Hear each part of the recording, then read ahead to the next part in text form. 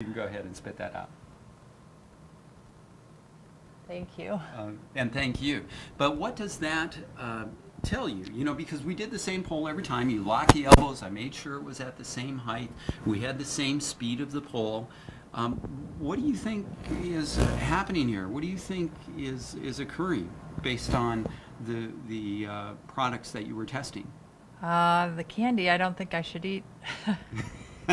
I don't think it's doing anything for me. Well, yeah, you actually were pretty weak on the candy, weren't you? Yes. Uh-huh. And how did your body respond to the chickpea? It felt normal. It felt normal, huh? Like you had your normal strength back? Yes. Uh-huh. So what do you think would be a better dietary choice? The chickpea. But I don't know how you would eat that like that. Well, cook it first. Oh. Okay. All right. And thank you for that demonstration. Okay. Okay, and one moment while I get back into position here.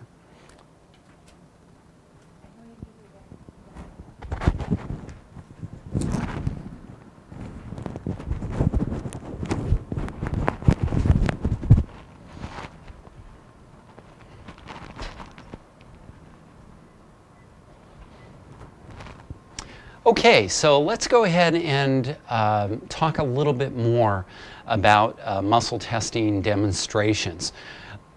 One of the things that I neglected to do was to let her know up front that she might have about a 10%, sometimes a little bit more, change to muscle strength. In her case, she responded very dramatically to it.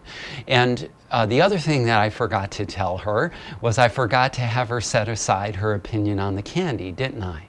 Okay, and even though this was unintentional, this is exactly what happens in a public demo situation where you have everything in your head, just how you're going to do it, and then you're live and you're under the pressure of doing the demo, and you forget one thing or you forget to do another thing. But you notice that what I did is as I noticed myself that I forgot to do it, then I brought it in. As I forgot to talk about something, as soon as I remembered I forgot to talk about it, I brought it in. And the person on whom the demonstration was being done it really didn't impact that person at all. And so what I want you to do is to the reason I'm talking about this rather is because I want you to be at ease, because when you're under pressure and you're doing a public testing demo, it's sometimes easy to forget it. But the good news is that your prospect doesn't know what it is that you're supposed to be doing if you did everything 100% correct, okay? And so give yourself some grace is what I'm trying to say. It will all work out, okay?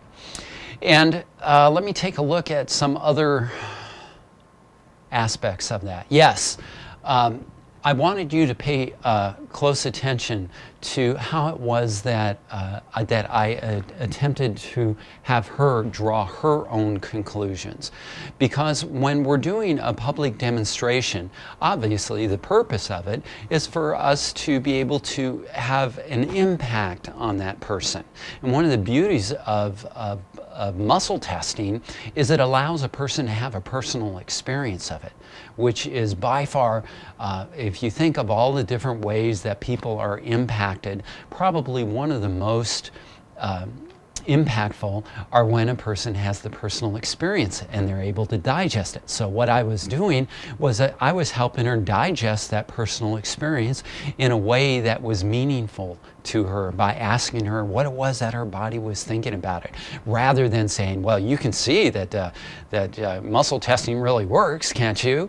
While it may be true and while a person may shake their head up and down, is far less meaningful to them, especially after they've walked away from the demo, than them coming to their own conclusions while you're having an interaction with them. Now, one of the reasons why we call this fail-safe demos has to do with that we know that people won't respond in a always testable state. So the question becomes, if we know that they won't respond as always being testable, is how can we manage that so it is in fact fail-safe for us? And the answer is in how we present it, okay?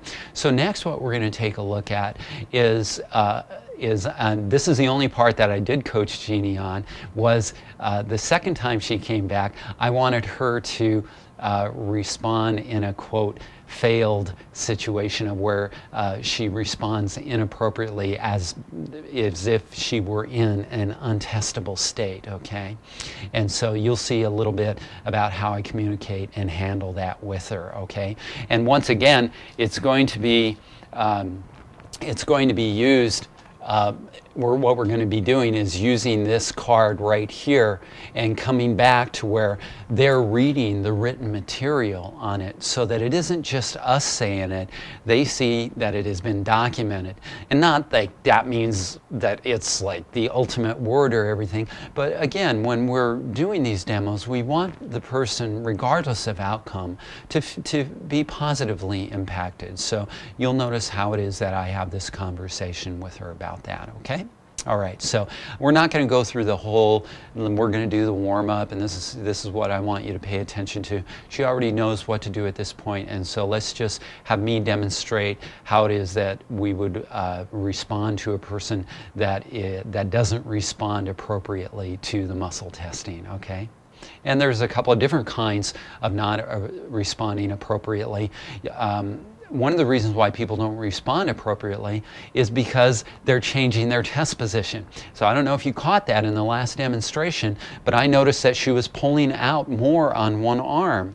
And so what I had to do was encourage her to do an equal lateral pull. The same thing if I notice that the person is changing the speed of their pull. Now notice that they didn't count off the speed. All I did was show them the speed, show them the speed. And so this is a little bit different from how it is that you learned how to do it, but it's completely appropriate for a public demonstration testing, okay? So let's go ahead and see how it is that we respond to a person who is in an untestable state. But before you think that they're in an untestable state, the thing that I want you to keep in mind is that make sure that when the person did the testing, that all of the elements of the testing was done right, that the speed was the same, the elbows was locked, the height of the smart device was correct, they set aside their opinion on each of the products, etc. Go through that in your mind before you are automatically determine that they're in an untestable state. And if any of those elements were missed, then quickly apologize to the person and say, you know what, I forgot to have us do that, I apologize, let's go ahead and retest and determine if you're still in that 2 out of 3 group. Notice how I say that instead of testing to see if it will work, okay? A lot of this being impactful to the person that you're doing the testing on, as well as any audience, is your languaging. So have your languaging represent both potential outcomes of either them being in a testable state or not being in a testable state. Okay, let's take a look at this. About time, huh?